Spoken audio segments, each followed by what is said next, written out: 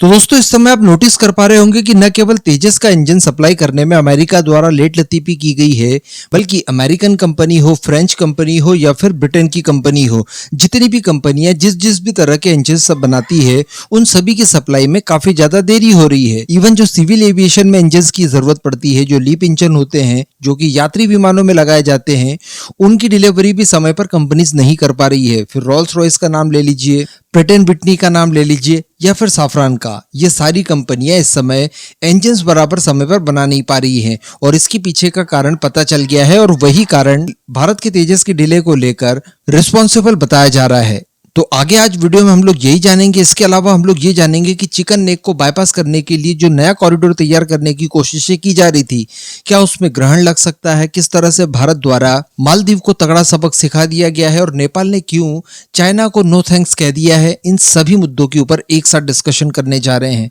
आप बस इस वीडियो को लाइक करके चैनल को सब्सक्राइब जरूर कर दीजिएगा। सबसे पहले मालदीव की बात की जाए। मालदीव चाइना के चक्कर में भारत के साथ उलझ तो जाता है, लेकिन उसके पर्यटन क्षेत्र पर जिस हिसाब का इम्पैक्ट पड़ता है भारतीयों के बाइकआउट के बाद, उसके बाद उसकी इकोनॉमिक कंडीशन किस तरह की हो चुकी है, ये हम सभी जानते हैं। लोन्स की रीपेमेंट नहीं कर पा रहा है, दिवालिया होने की कगार पर आ चुका है और रह देकर भारत ही अभी उसकी एकमात्र उम्मीद बचता है, क्योंकि चाइना द्वारा किसी भी तरह से नया कर्ज वगैरह देने के लिए साफ इनकार कर दिया गया है। अब भारत काफी कुछ परियोजनाओं को लेकर वित्त पोषण करता था, जो कि लोक कल्याण से जुड़ी हुई थी और मालदीव में बड़े स्केल पर अलग अलग सेक्टर्स में चल रही थी।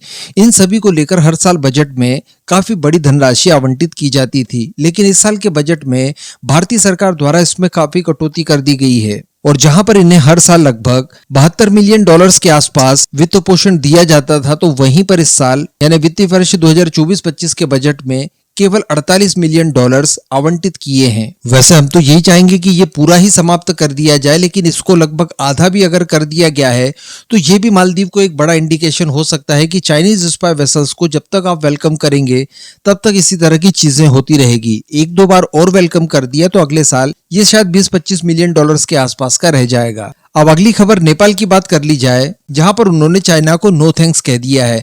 अब ये नो थैंक्स किस लिए कहा गया है, तो ठीक इसी तरह का कांड हुआ है जैसा कि भारत द्वारा इस समय मालदीव में किया गया है। नेपाल के अंदर भी चलने वाली कई सारी लोक कल्याण की योजनाएं, इसमें चाइना वित्त पोषण करता है, जिसमें सड़क निर्माण और कई सारे कॉरिडोर जो कि प्रमुख राजमार्ग माने जा रहे थे नेपाल के अंदर, इन सभी को वित्त पोषण के लिए चाइना द्वारा आश्वासन दिया गया था। इन परियोजनाओं को शुरू करवाया गया, लेकिन अब बताया जा रहा है कि बीजिंग की तरफ से लंबे समय से इनके लिए किसी भी तरह की नई धनराशि आवंटित की ही नहीं। जैसे कि काठमांडू में कोडारी से जोड़ने वाले आरानीको राजमार्ग की बात की जाए तो ये भी चाइना द्वारा आश्वासन दिया गया था कि इसके लिए वित्त पोषण हम ही करेंगे, लेकिन टोटल परियोजना को शुरू हुए 9 साल हो चुके हैं, लेकिन अभी तक इसका काम पूरा नहीं हुआ।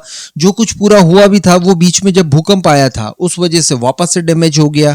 तो इन सब के सुधार के लिए नया वित्त पोषण आवंटित नहीं किया जा रहा है। दरअसल वर्ष 2015 में चाइनीज राष्ट्रपति शी जिनपिंग द्वारा $123 मिलियन का वित्त पोषण देने के लिए वादा किया गया था, जिसमें कई सारे प्रमुख राजमार्गों को फिर से निर्मित करना था। इसके तहत बताया जा रहा है कि 115 किलोमीटर लंबे राजमार्ग पूरी तरह से तैयार किए जाते, जहां पर सुधार की आवश्यकता थी वो होते। और ये जो आरानीको राजमार्ग है जो कि काठमांडू से सीधे जुड़ता है, ये 1960 के दशक में चाइनीज गवर्नमेंट की तरफ से ही बनाया गया था, लेकिन अब चूंकि चाइना द्वारा फंड नहीं दिया जा रहा था, इस वजह से नेपाल की गवर्नमेंट ने उन्हें नो थैंक्स कहते हुए ये कह दिया है कि अब जो प्रमुख राजमार्गों के काम है वो हम खुद के बूते ही देखेंगे। यानी इसमें अब चाइनीज हेल्प की वो कोई उम्मीद नहीं कर रहे हैं और सारा काम और सारा खर्च वो खुद ही उठा लेंगे।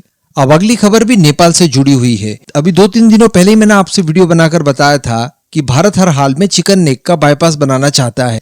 पहले जहां पर हम लोगों ने प्लानिंग ये की थी कि बांग्लादेश के जरिए एक नया रेल मार्ग निकालकर चिकन नेक को बाईपास करने की कोशिश की जाएगी, लेकिन वहां पर चूंकि कुछ प्रॉब्लम्स आ रही थी, इस वजह से हमने नेपाल को सेलेक्ट किया और इसको लेकर काफी ज्यादा हम लोग आगे भी बढ़ चुके हैं। बताया ये जा रहा था कि बिहार को सीधे वेस्ट बंगाल से जोड़ दिया जाए अगर रेलवे माध्यम से, और वो भी नेपाल से होते हुए, तो चिकन नेक बड़ी आसानी से बाईपास हो सकता है और विषम परिस्थितियों में वो भारत के लिए काफी ज्यादा सहयोगी भी साबित हो सकता है। लेकिन जैसा कि हम लोग जानते हैं कि नेपाल में एक बार फिर से KP Sharma Oli prime minister बन चुके हैं। पिछले 16 साल में नेपाल के अंदर ये 14वें प्रधानमंत्री बने हैं केपी शर्मा ओली, यानी काफी लंबे समय से अस्थिर गवर्नमेंट वहां पर चल रही है। अब इनके आते ही एक तो इन्होंने चाइना को झटका दे दिया नो थैंक्स बोलकर, लेकिन इसी के साथ साथ इन्होंने भारत को भी एक झटका दिया है। और इनके इस झटके के बाद इस बात का आकलन लगाया जा सकता है कि क्या ये इस बात के लिए मंजूर होंगे कि चिकन नेक बाईपास हम लोग इनके एरिया से निकालें, क्योंकि जैसा कि हम लोग जानते हैं कि केपी शर्मा ओली द्वारा ही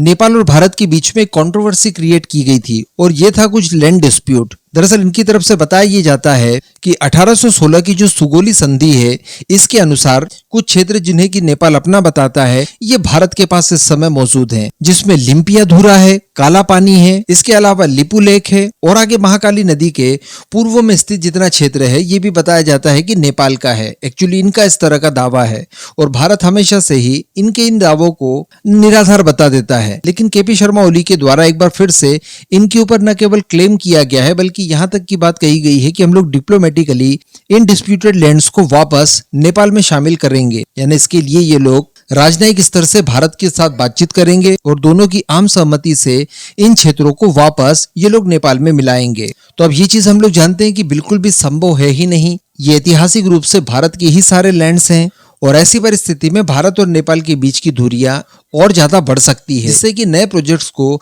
तेजी मिलते हुए नहीं दिखाई दे रही है और इसका इम्पैक्ट सीधे सीधे उस परियोजना के ऊपर पड़ सकता है जिसके जरिए हम लोग चिकन नेक को बाईपास करने का प्लान कर रहे हैं। अब अगली खबर और सबसे महत्वपूर्ण खबर तेजस को लेकर। तो जैसा कि 31 मार्च 2024 तक हर हाल में HAL द्वारा 2 तेजस मार्क 1 डिलीवर कर देने चाहिए थे। इसके अलावा साल खत्म होने से पहले 6 और डिलीवर कर देने चाहिए थे और इसके बाद अगले साल की अगर बात की जाए वर्ष 2025 तक की, तो उस समय तक 18 तेजस और डिलीवर कर देने चाहिए थे। ये मूल कॉन्ट्रैक्ट में लिखा हुआ था और बताया ये जा रहा है कि सारी चीजें अगर सही तरीके से चलती तो डेफिनेटली इस टारगेट को हम लोग अचीव कर लेते। लेकिन यहाँ पर बीच में सप्लाई चेन को लेकर बाधाएं उत्पन्न हुई, जिसमें कोविड ने भी अपना बड़ा रोल यहाँ पर प्ले किया और तेजस को निर्मित करने के लिए कई सारा रॉ मटेरियल और कई सारे छोटे मोटे सब सिस्टम और उपकरण वगैरह हमें काफी देरी से मिले। इस वजह से कई सारी हमारी मैन्युफैक्चरिंग लाइन वगैरह खाली पड़ी रही और ये जो सारी सप्लाई चेन वगैरह थी ये कई सारे क्षेत्रों में थी। कई सारे धातु के उपकरण थे, तो कुछ इलेक्ट्रॉनिक्स उपकरण थे, कुछ सेमीकंडक्टर वगैरह थे। तो इस तरह की चीजों से काफी लंबे समय से हमें लेट लतीफी का सामना करना पड़ रहा था। लेकिन अगर स्पेशली बात की जाए इंजन्स की, तो इंजन्स तो बताया जाता है कि अमेरिका द्वारा डिले हुए और अमेरिका भी यही कारण बताता है कि हमारे पास भी सप्लाई चेन की प्रॉब्लम आ गई। अब ये सप्लाई चेन की प्रॉब्लम अमेरिका के पास आई कहां से, जिससे कि इंजन मैन्युफैक्चरिंग में देरी हुई। तो इसके ऊपर एक जांच कमेटी बैठती है और सारी चीजों को एनालाइज किया जाता है। तो इसमें पता ये चलता है कि अमेरिका द्वारा जो ढूंढ कर एक एक चीज के ऊपर, जिसमें रशिया का नाम भी अगर जुड़ा था, तो उसके ऊपर अमेरिका द्वारा प्रतिबंध लगाए गए। जब से रशिया यूक्रेन युद्ध शुरू हुआ है तब से ही देखा जा रहा है कि रशिया से जुड़ी लगभग सभी चीजों के ऊपर इन्होंने प्रतिबंध लगा दिए हैं और इसी वजह से रशिया इस समय दुनिया का सबसे ज्यादा प्रतिबंध झेलने वाला देश बन चुका है। और ऐसा करके ये लोग रशिया को भारी डेंट पहुंचाना चाहते थे। हो सकता है कि डेंट कहीं ना कहीं लगा भी हो, लेकिन उसकी इकोनॉमी तो काफी तेजी से बढ़ रही है, इन लोगों की तुलना में तो ज्यादा ही तेजी से बढ़ रही है। लेकिन इसका इम्पैक्ट बताया ये जा रहा है कि अमेरिका के इंजन मैन्युफैक्चरिंग की क्षमता के ऊपर काफी पड़ गया है, क्योंकि एक ऐसी चीज जो कि इंजन बनाने में सबसे ज्यादा जरूरी थी, जो कि निकल अलॉयज है, यानी मिश्र धातु जो कि निकल से बनती है, इसके लिए 2 ही सोर्स थे अमेरिका के पास, एक था रशिया और दूसरा था चाइना। लेकिन बताया ये जा रहा है कि इन दोनों के ऊपर ही इस निकल अलॉय के इंपोर्ट पर बैन लगाया हुआ है, इन्हें प्रतिबंधित कर दिया गया है। इस वजह से अमेरिका के पास इसकी सप्लाई ही नहीं आई है। तो उसका सारा कारण देखने के लिए मिल रहा है कि इंजन्स के निर्माण में ये लोग काफी ज्यादा पिछड़ गए हैं और इसी वजह से भारत को समय पर इंजन्स नहीं मिल पाए। इस वजह से सीधे सीधे हमारी तेजस परियोजना डिले हो गई। तो कहने का मतलब प्रतिबंध लगाना इतना भी ज्यादा आसान नहीं होता। आपने प्रतिबंध तो एक बार लगा दिए कि सामने वाले को इससे नुकसान होगा, लेकिन उसका इम्पैक्ट आपके ऊपर किस तरह से पड़ सकता है, इन चीजों को भी पहले एनालाइज कर लेना चाहिए। क्योंकि जैसा कि मैंने आपको वीडियो की शुरुआत में बताया कि न केवल तेजस का इंजन बल्कि अन्य क्षेत्रों में इस्तेमाल किए जाने वाले इंजन्स भी काफी लंबे समय से डिले हो रहे हैं। भारत की भी कई सारी एयरलाइंस के कई सारे विमान इंजन संबंधित चीजों की बराबर सप्लाई न होने की वजह से ग्राउंडेड तक किए गए हैं। तो खैर अब देखने वाली बात रहेगी कि इसका समाधान कैसे निकाला जाएगा। हालांकि अमेरिका की तरफ से आश्वासन तो दिया गया है कि सितंबर मंथ से आपको इंजन्स की सप्लाई शुरू कर दी जाएगी, तो उम्मीद की जा सकती है कि तब तक ऐसा हो। बाकी इन सभी मुद्दों पर आपका क्या मानना है नीचे कमेंट करके जरूर बताइएगा।